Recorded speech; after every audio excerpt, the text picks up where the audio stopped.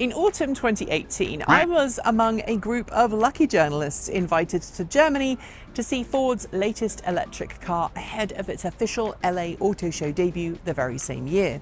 Called the Mustang Mach-E, it was Ford's first foray into performance electric vehicles, and it upset a lot of people. First, because they were using the name Mustang, which many people viewed as only being something that should be applied to a sleek, sporty coupe with a throaty V8.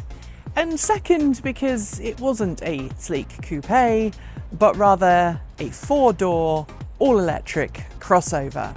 That vehicle proved incredibly fun to drive, and in the time since then, I've had plenty of seat time in various Mustang Mach-E models, including a couple of years ago, the Mustang Mach-E GT and its even spicier performance-oriented sibling, the Mustang Mach-E GT Performance.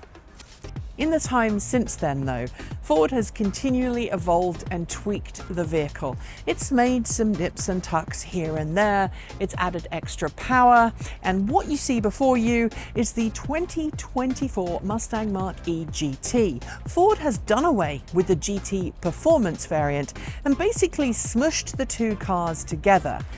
The GT Performance is now a package you can apply to the GT instead of having it as a standalone vehicle. You now have a lovely choice of new paint options, including this rather resplendent green, which isn't officially British racing green, but you could have fooled me, as well as the bronze appearance package. There are new wheels, the battery pack is the same, but that's pretty much it. Under the front, there is a heavily reworked front-wheel drive motor. The frunk area has been completely reworked to reduce complexity, and in the rear, well, you get a brand new in-house designed and built motor from Ford, the very same motor that is in the Ford F-150 Lightning, albeit with a slightly different final drive ratio for added beans on the track. This car? Well, it's got 700 pound-feet of torque, a 3.3 second sprint time, and it can do the quarter mile in 11.8 seconds. If that's enough to get your blood pumping, I hope you'll join me on this very quick first drive report. Before we get going though, a slight caveat. While this vehicle has the Magnaride suspension of the GT Performance, it's got improved seats that I think are going to be very comfortable and a whole lot of extra new bells and whistles in terms of infotainment that I'm not going to go into today.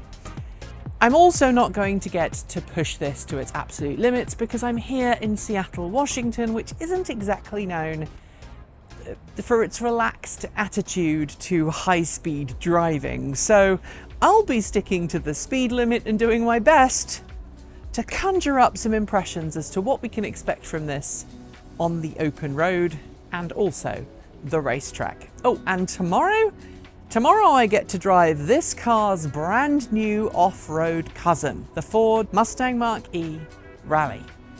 And that is in a different video.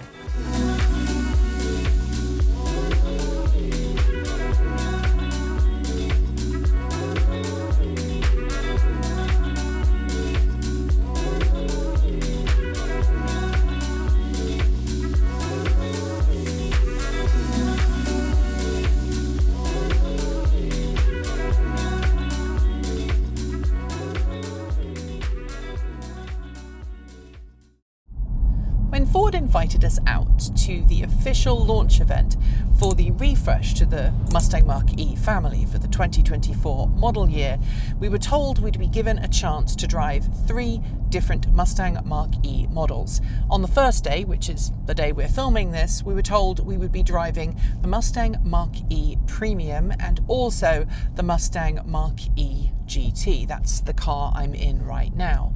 And then on the second day, we get a chance to drive the Mustang Mach-E Rally. That's going to be in a separate video to this one, and the reason why I haven't driven the Premium is because the route for that was for one thing and one thing only: a 10-mile jaunt to a local Tesla supercharger to test out Tesla's supercharging capabilities. And I get it, not every motoring journalist out there drives an EV as a daily driver, and for many of them, they would be experiencing Fords at Tesla superchargers for the very first time. But we've already done that on this channel. And also, since it was 10 miles in Seattle in the rush hour, we decided to skip that one entirely and just to focus on this, which is the GT. The last time I drove the Ford Mustang Mach-E GT was at the Mark's launch event, in which Ford gave me a chance to drive both the Mach-E GT and the Mach-E GT Performance. The latter made me feel a little bit nauseous, simply and purely because of its incredible performance capabilities and the fact that the road we were on was a coastal road in Southern California that was a little bit not great in terms of road quality. Ford's been working really hard to continually evolve their vehicles, and despite the trim names remaining fairly similar to the original launch versions many years ago, there have been a lot of changes, both in terms of complexity of parts, but also in terms of economies of scale coming in, and also Ford using more and more of its own in-house components and in-designed components inside the vehicle. I would much rather be driving this route in the Select, the entry-level version of the Mustang Mach-E, and as a GT performance badged variant, this is not exactly the cheapest of the Mustang family. In its current guise, it can start from just under $54,000 and go up from there. But what's particularly important about this variant of the Mustang Mach-E is that it has had some significant tweaks for the 2024 model year, so let's go through them. The first thing to note is that the Mustang Mach-E GT now gets the MagneRide suspension as standard. If you look back at our review of the Mustang Mach-E GT Performance, you'll note that it came with MagneRide suspension when that vehicle launched, but the GT variant did not. Now it's standard across all GT trim, and that gives you a much more adaptive suspension. It soaks up bumps a lot better, and it allows you to really dial in that performance. Now, I could make an entire video about MagneRide suspension and how it works, but basically the too long didn't read is that it uses oil that has got magnetic particles in it, and it can change the viscosity of the oil or how the oil behaves based on electromagnetic fields that are applied to the dampers. That is a very, very, very basic way of explaining it, but that is effectively how it works. It results in a very smooth ride. Granted, this road is not anywhere near as bumpy as the road that I first drove the Mustang Mach-E GT Performance on, but it's not bad. It's a smooth ride. This is a regular old road here in Washington State. It's not necessarily well kept, and there are a few bumps. We go over one right now. It's a little firm, but it's definitely forgiving if you consider that this is a performance variant. I would love to show you the performance specs of this particular car because they're kind of impressive. There's over 700 pound-feet of torque available at the wheels. I'm afraid I can't tell you that in Newton meters because I can't just automatically convert between the two, but if I do this, perhaps Em will put it up on screen. Thanks, Em. There's also a 3.3 second stoplight sprint time. Now we're measuring with the US sprint time, so that's 0 to 60 miles per hour, which is like 0 to 98 kilometers per hour for those who prefer metric. And the quarter mile time is 11.8 seconds. So not particularly shabby for a car that you can also use to go and get your groceries in.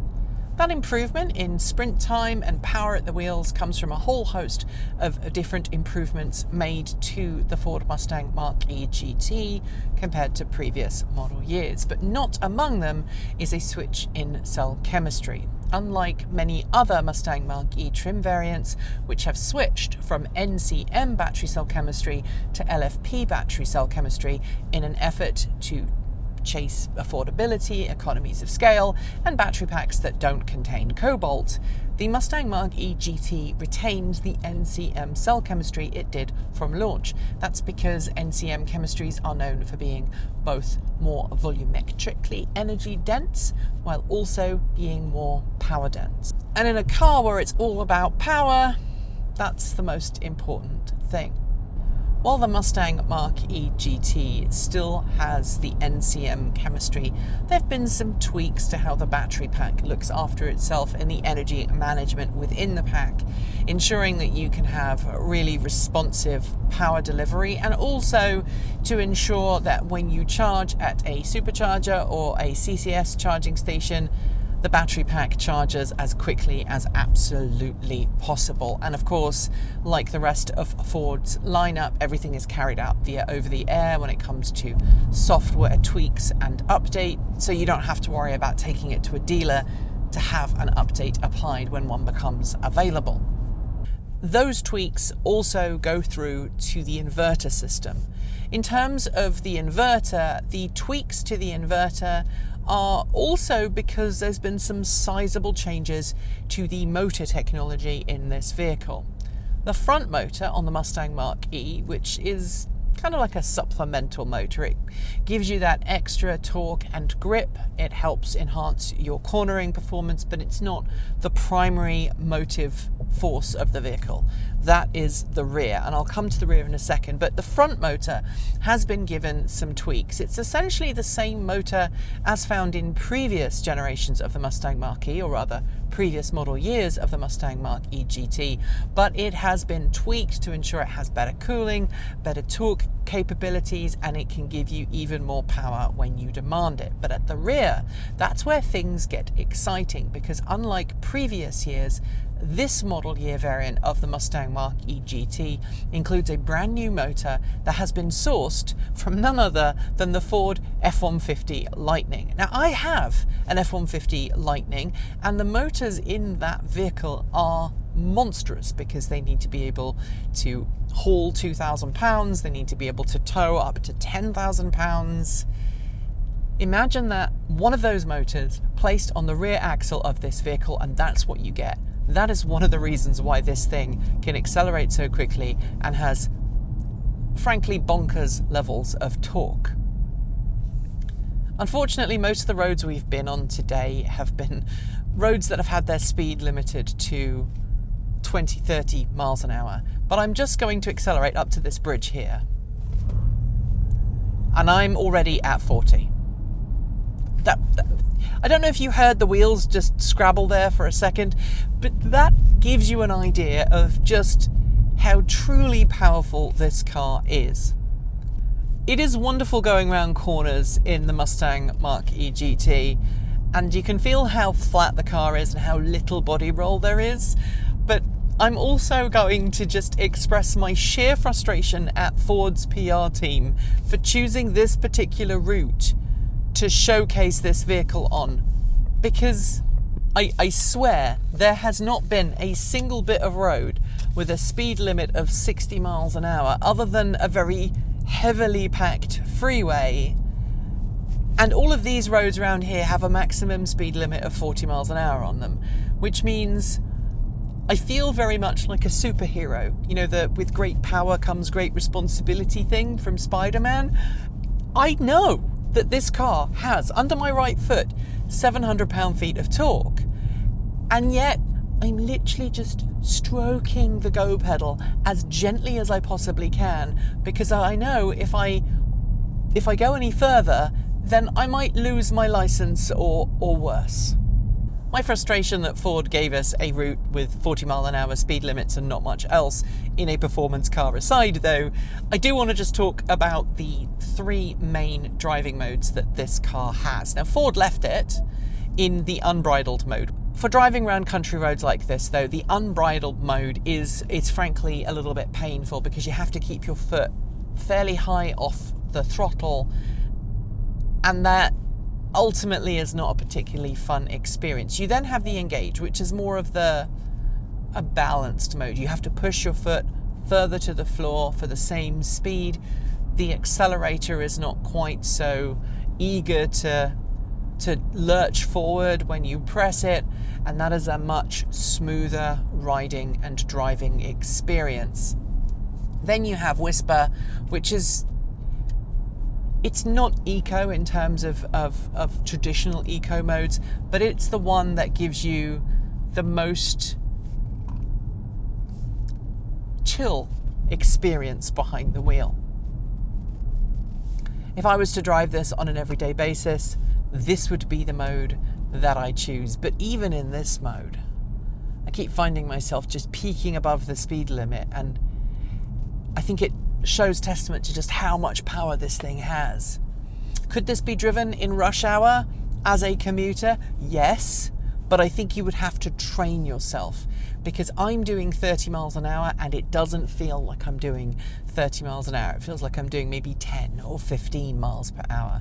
And I think that could lead to maybe some speeding tickets. But again, it's a testament to how performance-oriented this vehicle is. Like the rest of the Ford Mustang Mach-E family, you get this massive touchscreen display, and some trim variants of the F-150 Lightning have this too, and this, as I am an F-150 Lightning driver, is very familiar to me. You've got the built-in navigation, which I personally never use, but which Ford has programmed a route in, so I'm following it right now. You also have access to all of the other things. You can have the cameras, you have access to the different driving modes, and you have access to apps. When you're parked, you can do things like watch YouTube, etc., if you have subscribed to the service. For the Mustang Mach-E GT, this feels very familiar, and it feels very responsive, and I haven't noticed any major changes between this and previous model years in terms of UI. But I think they've probably made some changes in the back end to make it faster and more capable. And if you are someone who doesn't like big touchscreen displays and you find them a little bit distracting, you just push on the volume knob here and it goes into the calm screen that just gives you with the time and the date and a few other bits of information like the temperature, and that makes it much less of a distraction. But let's talk about the rest of the cabin and the rest of the car, because this is a very good car and the driving experience is very pleasant. If it's not already apparent, I think I should point out that it's very easy to speed in this car, and that's partly because of the amount of power this thing has, but also because of how quiet the interior is. The fit and finish and trim of this is very good.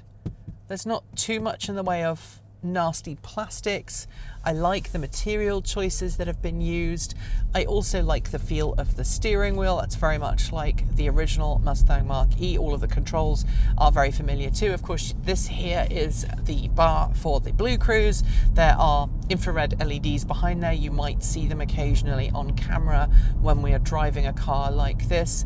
But let's talk about the seat, because the last time I drove the Mustang Mach-E GT and the GT Performance, I was very hypercritical of the seat. And that was because while the GT had what I felt was a pretty comfortable seat, the GT Performance had a more performance-oriented seat with quite chunky wings on it. And those wings were uncomfortable. I didn't enjoy driving it. We were driving around 101 in California, and the road was very bumpy, and it didn't feel particularly comfortable for me. I should, however, note that in the time between me filming that review and me filming this first drive, I've lost like 40-50 pounds. I am slimmer. I know I'm still overweight, but I am slimmer than I used to be, and that means I fit into this seat so much better. There's not a lot of adjustability in terms of the wings, but what you do get is adjustable lumbar support, so I can really remove the lumbar support completely, which allows me to sit further into the seat and have more support from the wings, or I can push that lumbar support forward and give myself some extra lumbar support should I want to. But I don't like lumbar support in car seats. I like to push myself back into the seat and have a more organic experience. The driving position is really good too. Of course, the seat has height adjustability and also fore and aft and rake, like you would expect in any car. And you can see very clearly around the vehicle. However, there are some blind spots that I want to talk about right now. And one of those blind spots is to your left as a driver. The mirrors on the Mustang Mach-E family of vehicles have never been particularly large. That is to give you extra aerodynamic capabilities, and that means that sometimes you end up with a motorbike or a car in your blind spot, and you really have to not rely on your mirrors and just give a lifesaver, which of course every driver should. I've had about 40 miles behind the wheel, and as I've previously noted, I haven't really been able to test the performance capabilities of this, but I can tell you that just by stroking the pedal every now and then, I can feel that this does have the performance chops that it's supposed to have. And right now I'm driving it at 60 miles an hour on a freeway, and it's quiet and it's reasonably well behaved. The steering is not too excitable, and this is currently in whisper mode, which would be the mode you would want to commute in, the mode you would want to go get your groceries in, the mode you'd want to be using when you take your kids somewhere or your partner somewhere. And of course we have Blue Cruise, which I've turned on here, and as you can see, Blue Cruise is working perfectly. It's keeping me in the middle of the lane, it's ensuring that I am safe, and that Audi that just pulled out in front of me, it's now pulled back a little to ensure that I have the appropriate distance between me and the car in front.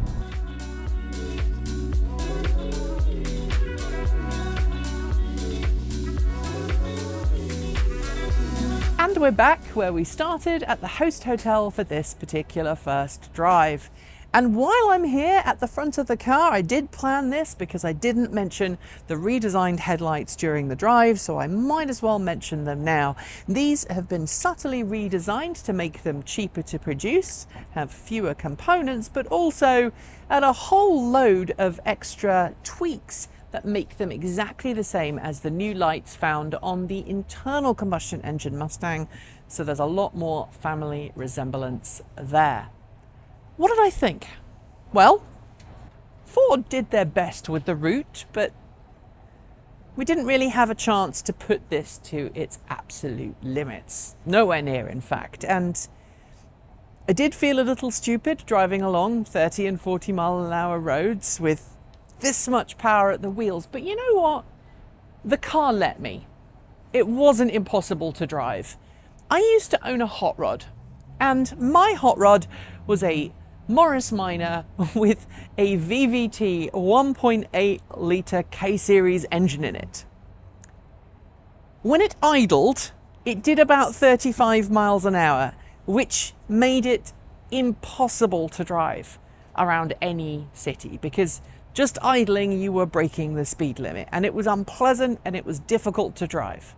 Not so with this. This will, if you ask it nicely and you don't bury your foot to the floor, it will let you drive around town. Sure, if you're not paying attention, you will very quickly find yourself above the speed limit, and for some people that could be a problem. But cocooned inside that very comfortable cabin with lovely soundproof glass, with a lovely comfortable seat, your stress level is not what it would be in a lot of high performance sports cars.